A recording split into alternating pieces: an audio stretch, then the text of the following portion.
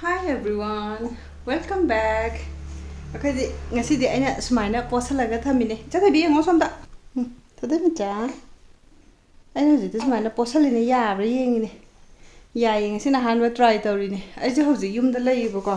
Ngarang numidang lakpane. Ngarang numidang lai si. Ai pochai kai kai amta lokthokdri. Se loin lairi. Hai smai pochai ngakta ni se mai sangom laina sangom jai na adagi do loi loi to re na ne sigi ani je mix tawraga tawe nan pro siga adai makha da yauriba kokta gi sa si Similac plus 2 ne ba asi amma mama ina ngarang numidang lokthokre halakpagi thakna ba la atu diaper ne hai ra khara ne magi dress ne lokthokdri amta akoi kutu ba sarang chakhatna gare sak saram dai sila leba hawai dura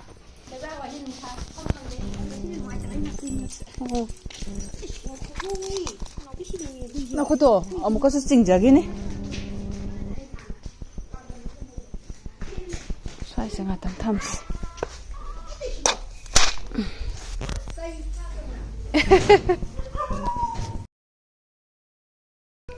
sila lapoi am palam do he khare ko inda jana ado laphang mari khatang ni tek su loi tie ba aduna lai ju katre mi ju pi dre madu main loi sang gre du gi lapoi do sigi hai manam nai ba je mapan sara ni thado se hai ba de gi ne mapan am sare adegi pa le ade hoji sumai na dum kaino tawra lai si su thai tha gi dram sigi sina khagile haw ango do khagile hawi lei haw ango do yam satpane si de dum salai ban anda mu ising oh to se som le me to satpa loi ba male ma si ti ama su po me to manung dum sat lai sigi sina nga sai na kita hi aga mama pi gi ke tom ne nang na haudre se sida yellow khar changbai tap to ye simade to simana tawde ba amana tawi fazari jet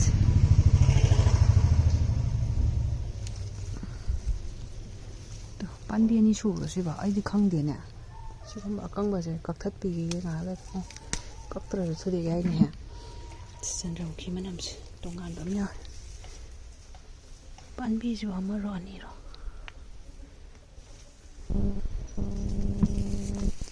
sina koina keno dei por e habado na amu ama akon ba tholak ba se April wai da ko by road tholai na matam do da aduduna dai du da lambi dagi yam phaja e chingmai na kan je sigi lilium jam sat le ba aina thong pam gre da da mo na khama ga phukpa do video da budi yaw bune adudune gi sisu matam ne salakani sina angobadura khangdre andi yam horamane swai gi phuktat pada keno tawgre hojiki lilium do se som laire akhoi ya da thabam do leite bako aduna sidoina gamla je keno hapaga sum yam leire na sidoina thahan gi bane dalya ga se ai leitradi fazra amadi kanana no thadala me apu ma ko barangan sai de no to tiek pa ma si ngak le ga tha ba ya re mai keno mani plant do da yore handak ti ki home lai na roi dawri he ai di masi ki home ne khalui ne ha ba da mana no ku khre dan hingon je po sai tha ba ka horam ne na gai am taw da ba do ko ba na handak tawre na ha ba khara ko ma na kha sai gre hai singje yen je murong yang kokpan kamena khabi simaru tha do ya ni se adum pal lai bane je adum suma pan sai jo ko la ga sa ba nga la ga sa ba ga de dum wati si je lai sing suma pan sai sing si ai khara tha ba ya me si kobi phul ne theng ba gi do ko ma na tha sangrang pal sangrang ꯑꯅꯤ ꯑꯃ ꯄꯥꯔꯦ ꯑꯁꯤꯒꯤ ꯑꯅꯤꯒꯨꯝꯕ ꯑꯍꯨꯝꯒꯨꯝꯕꯁꯤꯗꯪꯅ ꯃꯣꯏ ꯀꯥꯡꯍꯧꯒ ꯆꯥꯖꯥꯅꯤ ꯑꯗꯒꯤ ꯁꯤꯗ ꯈꯔ ꯀꯣꯕꯤ ꯈꯔ ꯊꯥꯔꯦ ꯃꯆꯥ ꯃꯆꯥꯁꯤꯅꯅꯦ ꯀꯩꯅꯣꯅꯦ ꯈꯥꯃꯦꯟꯗꯣ ꯑꯆꯧꯕꯗꯣ ꯑꯩꯅ ꯑꯆꯧꯕꯗꯣ ꯄꯥꯝꯃꯦꯅꯅꯦ ꯊꯥꯅꯤꯡꯉꯦ ꯀꯥꯏꯅꯒ ꯁꯨꯝ ꯅꯍꯥꯟꯋꯥꯏ ꯍꯥꯏꯈꯤꯕꯗꯣ ꯑꯩꯈꯣꯏ ꯃꯥꯅ ꯁꯃꯨꯔꯧꯗ ꯌꯥꯎꯔꯝꯃꯤ ꯑꯗꯨ ꯂꯩꯔꯛꯄ ꯁꯤꯅꯤ ꯍꯧꯖꯤꯛꯇꯤ ꯑꯃꯨꯛ ꯈꯔ ꯁꯪꯉꯛꯑꯅꯤ ꯀꯩꯅꯣꯁꯦ ꯍꯤꯡꯒꯣꯜꯁꯦ ꯈꯔ ꯊꯕꯛꯁꯦ ꯈꯔ ꯍꯧꯖꯤꯜꯂꯝꯅꯤꯅꯕ ꯍꯧꯖꯤꯛ ꯀꯩꯀꯩ ꯊꯥꯕ ꯌꯥꯏ ꯑꯗꯨꯅ ꯌꯦꯡꯉꯒ ꯊꯥꯒꯗꯣꯏꯁꯦ ꯁꯤꯅ ꯉꯁꯥꯏ ꯀꯩꯅꯣ ꯍꯥꯏꯔꯛꯄꯗꯣ ꯀꯛꯆꯤꯡ ꯑꯃꯒꯁꯨ ꯂꯩꯔꯤ ꯀꯩ ꯃꯃꯤꯡꯉꯕ ꯁꯤꯁꯦ ꯀ꯭ꯋꯥꯛꯂꯩ ꯑꯗꯨꯝ ꯁꯥꯠꯄꯅꯦ ꯁꯤꯁꯦ ꯌꯥꯝꯗꯤ ꯁꯥꯠꯇꯦꯕ ꯍꯥꯟꯅꯗꯤ ꯌꯥꯝ ꯁꯥꯠꯂꯝꯃꯦ ꯑꯃꯗ ꯉꯥꯏꯈ꯭ꯔꯦ ꯅꯨꯃꯤꯗꯥꯡ ꯋꯥꯏꯔꯝꯒꯤ ꯆꯥꯅꯕꯁꯦ ꯄꯨꯔꯥ ꯍꯦꯚꯤꯅꯤ ꯀꯩꯅꯣꯅꯦ ꯕ꯭ꯔꯦꯗꯀ ꯌꯦꯔꯨꯝꯒ ꯇꯧꯔꯒꯅꯦꯕꯀꯣ ꯑꯗꯨꯒ ꯍꯧꯕꯁꯤꯅꯅꯦ ꯑꯣꯏꯜꯁꯦ ꯚꯦꯖꯤꯇꯦꯕꯜ ꯑꯣꯏꯜ ꯂꯩꯔꯝꯗ꯭ꯔꯕ ꯑꯗꯨꯗꯨꯅ ꯘꯤꯗ ꯑꯣꯏꯅ ꯇꯧꯔꯦ ꯄꯨꯔꯥ ꯍꯦꯚꯤꯅꯦ ꯍꯥꯏꯁꯦ ꯑꯗꯨꯒ ꯁꯤꯅ ꯏꯕꯨꯡꯉꯣꯒꯤ ꯁꯪꯒꯣꯝ ꯑꯩꯒꯤ ꯆꯥ ꯇꯤꯁꯨꯁꯦ ꯌꯥꯎꯗ꯭ꯔꯗꯤ ꯌꯥꯔꯣꯏ ꯁꯨꯃꯥꯏꯅ ꯍꯥꯎꯕꯕꯨꯗꯤ ꯌꯥꯝ ꯍꯥꯎꯔꯅꯤꯕ ꯌꯥꯝ ꯊꯤꯅ ꯍꯦꯚꯤ ꯑꯣꯏꯕ ꯍꯥꯏꯇꯥꯔꯦ ꯈꯔ ꯁꯥꯔꯤ ꯑꯩꯈꯣই ꯆꯥꯕ ꯂꯣꯏꯔꯦ ꯃꯥꯁꯦ ꯌꯥꯝ ꯀꯟꯅ ꯍꯔꯥꯎꯔꯤꯌꯦ ꯁꯤꯗꯩꯁꯤꯗ ꯉꯥꯏꯍꯥꯛ ꯊꯝꯕ ꯁꯤꯒꯤ ꯀꯩꯅꯣꯁꯦ ꯐꯨꯔꯤꯠꯁꯦ ꯁꯤꯒꯤ ꯑꯊꯥꯕꯁꯤꯗ ꯉꯥꯏꯔꯦ ꯃꯉꯣꯟꯗ ꯑꯝꯇ ꯆꯥꯗ꯭ꯔꯦ ꯁꯤ ꯆꯥꯏꯌꯦꯅꯅꯦ ꯁꯤ ꯑꯣꯏꯅ ꯂꯤꯠꯄꯤꯔꯕ ꯑꯩꯅ ꯉꯔꯥꯡꯗꯩꯅꯦ ꯑꯩꯅ ꯂꯥꯛꯑꯝꯗꯥꯏꯗꯣ ꯗ꯭ꯔꯦꯁ ꯁꯦꯠꯄꯤꯕꯗ ꯑꯗꯨꯗꯩ ꯂꯤꯠꯄꯤꯔꯛꯏꯁꯦ ꯁꯤꯗꯤ ꯋꯥꯏꯠꯅꯤꯅꯅꯦ ꯊꯨꯅ ꯃꯣꯠꯈꯤꯗꯣꯏꯅꯦꯕ ꯑꯗꯨ ꯂꯩꯇꯤꯌꯦ ꯑꯗꯣ ꯇꯥꯃꯣꯅ ꯉꯔꯥꯡ ꯆꯠꯇ꯭ꯔꯤꯉꯩꯗ ꯕꯖꯥꯔ ꯆꯠꯄꯗ ꯃꯥꯒꯤ ꯑꯌꯨꯛꯅꯦꯕ ꯃꯥꯅ ꯆꯠꯂꯤꯗꯣ ꯄꯨꯡ 8:30 ꯁ꯭ꯋꯥꯏ ꯆꯠꯄꯅꯦ 9 ꯑꯗꯨꯋꯥꯏꯗꯨꯗ ꯗꯨꯀꯥꯟ ꯑꯃꯈꯛ ꯍꯥꯡꯕꯗꯒꯤꯅꯦ ꯑꯩꯈꯣꯏꯒꯤ ꯁ꯭ꯋꯥꯏꯗꯒꯤ ꯇꯨꯔꯒ ꯌꯣꯟꯕ ꯃꯥꯟꯕ ꯕꯦꯕꯤ ꯁꯨꯠꯀꯨꯝꯕꯒ ꯂꯩꯕꯗꯣ ꯑꯗꯨꯒꯨꯝꯕꯗꯅꯦ ꯃꯆꯨꯗꯣ ꯌꯥꯝ ꯆꯥꯎꯔꯥꯡ ꯂꯥꯡꯕ ꯐꯖꯗꯕꯅꯦꯕꯀꯣ ꯑꯗꯨꯒꯨꯝꯕ ꯄꯦꯌꯔꯗꯣ ꯑꯗꯨ ꯑꯅꯤ ꯑꯃ ꯂꯩꯔꯛꯑꯦ ꯑꯗꯨꯒ ꯈꯣꯡꯒ꯭ꯔꯥꯎ ꯉꯥꯛꯇ ꯑꯣꯏꯕ ꯑꯃꯒ ꯂꯩꯔꯛꯑꯦ ꯇꯥꯡꯗꯤ ꯌꯥꯝ ꯇꯥꯡꯉꯦ ꯑꯗꯨꯒꯤ ꯑꯍꯨꯝꯗꯨꯗ 500ꯅꯦ ꯍꯥꯏꯕ꯭ꯔꯥ ꯀꯩꯅꯣꯝ ꯍꯥꯏ ꯑꯗꯨ ꯁꯨꯗꯣꯛꯇ꯭ꯔꯤ ꯍꯣꯔꯦꯟ ꯁꯨꯗꯣꯛꯑꯝꯃꯒ ꯍꯌꯦꯡ ꯐꯧꯔꯒꯅꯦ ꯁꯦꯠꯄꯤꯕ ꯌꯥꯔꯅꯤ ꯁꯤꯒꯤ ꯐꯨꯔꯤꯠꯁꯤꯗꯤ ꯌꯥꯝ ꯅꯨꯡꯉꯥꯏꯌꯦꯕꯀꯣ ꯁꯤꯁꯦ ꯑꯦꯃꯥꯖꯣꯟꯗꯒꯤ ꯂꯩꯈꯤꯕꯅꯦ MRPꯗꯤ 1499ꯒꯨꯝꯕ ꯄꯤꯕꯅꯦꯕꯀꯣ ꯑꯗꯣ ꯑꯩꯅ 900ꯒꯨꯝꯕ ꯑꯗꯨꯋꯥꯏꯗꯗꯤ ꯂꯩꯈꯤꯕꯅꯦ ꯁꯤ ꯐꯨꯔꯤꯠꯁꯦ ꯑꯗꯨꯒ ꯑꯩꯅ ꯍꯣꯜꯗ ꯎꯠꯈꯤꯕ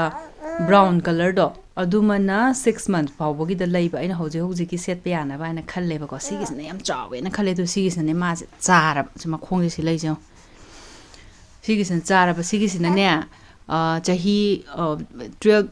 monthsꯇꯒꯤꯅ 18 months ꯐꯥꯎꯕꯒꯤ ꯂꯤꯠꯄ ꯑꯗꯨꯒꯤ ꯐꯨꯔꯤꯠꯇꯨꯅꯦꯕ ꯆꯥꯏꯁꯦ ꯑꯗꯨꯒꯤꯅꯦꯕ ꯁꯤꯒꯤ ꯈꯨꯗꯥꯡꯗꯗꯤ ꯆꯥꯗ꯭ꯔꯤꯁꯦ ꯃꯁꯥꯗꯤ ꯂꯣꯏ ꯆꯥꯏꯌꯦꯕ ꯑꯗꯨꯃꯥꯏꯅ ꯇꯧꯕꯒꯤꯅꯦ ꯑꯃꯗꯨꯅ 6 months ꯐꯥꯎꯒꯤꯗꯨꯅ ꯑꯗꯨꯝ ꯂꯤꯠꯂꯒ ꯄꯣꯔꯛꯑꯒ ꯑꯩꯅ ꯆꯥꯎꯕꯣꯏ ꯑꯗꯨꯝ ꯅꯤꯡꯉꯦꯕ ꯑꯗꯨ ꯅꯍꯥꯟ ꯅꯣꯡꯃ ꯑꯃ ꯁꯦꯠꯄꯤꯈꯤꯕꯗꯣ ꯑꯗꯩꯗꯨꯗꯗꯤ ꯆꯥꯗ꯭ꯔꯦ ꯁ꯭ꯋꯥꯏ ꯋꯥꯏꯁꯤꯗ ꯄꯨꯔꯥ ꯆꯞꯄꯒ ꯂꯩꯌꯦꯕ ꯑꯗꯨꯅ ꯖꯤꯞ ꯆꯤꯡꯈꯠꯄꯅꯦꯕꯀꯣ ꯑꯗꯣ ꯁꯤꯒꯤꯁꯤꯅ ꯁꯨꯃꯥꯏꯅ ꯇꯦꯛ ꯇꯦꯛ ꯐꯥꯖꯤꯟꯕ ꯍꯥꯏꯇꯥꯔꯦ ꯕꯇꯟꯁꯦ ꯁꯤꯅ ꯅꯨꯡꯉꯥꯏꯌꯦ ꯂꯤꯠꯄ ꯈꯣꯠꯄꯗ ꯑꯝꯇ ꯍꯥꯏꯔꯛꯈꯤꯅꯨ ꯍꯥꯏꯔꯕ ꯉꯥꯛꯇ ꯂꯩꯈꯤꯒꯦ ꯍꯥꯏꯔꯕ ꯑꯗꯨꯃꯥꯏꯅ ꯇꯧꯋꯦ ꯃꯣꯏꯒꯤ ꯑꯉꯥꯡꯒꯤ ꯐꯤꯔꯣꯜꯁꯦ ꯌꯥꯝꯅ ꯆꯥꯒꯟꯗꯦ ꯍꯥꯏꯕꯁꯦ ꯆꯨꯝꯃꯦꯕ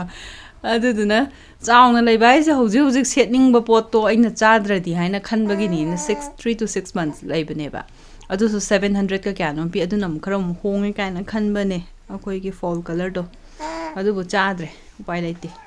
ꯗ꯭ꯔꯦꯁꯁꯦ ꯑꯗꯒꯤ ꯍꯧꯖꯤꯛꯅ ꯑꯃꯨꯛ ꯑꯦꯃꯥꯖꯣꯟ ꯀꯩꯀꯩ ꯁꯨꯃꯥꯏꯅ ꯑꯃꯨꯛ ꯑꯣꯟꯂꯥꯏꯟ ꯇꯧꯕꯁꯤꯅ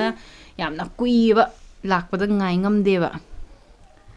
ꯑꯗꯨꯒꯤ ꯍꯧꯖꯤꯛ ꯁꯦꯠꯅꯤꯡꯉꯥꯏꯁꯦ ꯂꯩꯇꯦ ꯀꯗꯥꯏꯗ ꯑꯉꯥꯡꯒꯤ ꯁꯤꯒꯨꯝꯕ ꯋꯤꯟꯇꯔꯒꯤꯁꯦ ꯐꯪꯉꯤ ꯈꯣꯠꯂꯤꯗꯣ ꯃꯌꯥꯝ ꯀꯩꯅꯣ ꯇꯧ ꯇꯥꯔꯗꯤ ꯀꯃꯦꯟ ꯈꯔ ꯇꯧꯕꯤꯔꯛꯎꯅꯦ ꯈꯪ ꯇꯥꯔꯗꯤ ꯀꯔꯥꯏ ꯖꯒꯥꯗ ꯁꯨꯃꯥꯏꯅ ꯍꯥꯏꯗꯤ ꯃꯣꯏꯗ ꯁꯣꯐꯠ ꯑꯣꯏꯕ ꯐꯦꯕ꯭ꯔꯤꯛꯁꯦ ꯑꯉꯥꯡꯗ ꯁꯦꯠꯄꯤꯕ ꯅꯨꯡꯉꯥꯏꯕ ꯀꯥꯏꯗ ꯐꯪꯉꯤ ꯀꯥꯏꯗꯣ ꯑꯩꯗꯤ ꯊꯣꯛꯇ꯭ꯔꯕꯅꯤꯅ ꯈꯪꯗ꯭ꯔꯦꯕ ꯀꯣꯏ ꯆꯠꯊꯣꯏꯕꯤ ꯕꯕꯥꯏ ꯇꯧꯊꯣꯛꯑꯣ ꯉꯥꯏꯈꯣ ꯍꯥꯏꯔꯣ ꯉꯥꯏꯈꯣ ꯇꯪ ꯉꯥꯏꯈꯣ ꯍꯥꯏꯔꯕ ꯌꯥꯝ ꯍꯔꯥꯎꯕ ꯉꯁꯥꯏꯗꯩ ꯇꯨꯝꯃꯨꯏꯅꯦ ꯍꯧꯖꯤꯛꯇ ꯍꯧꯒꯠꯂꯛꯄ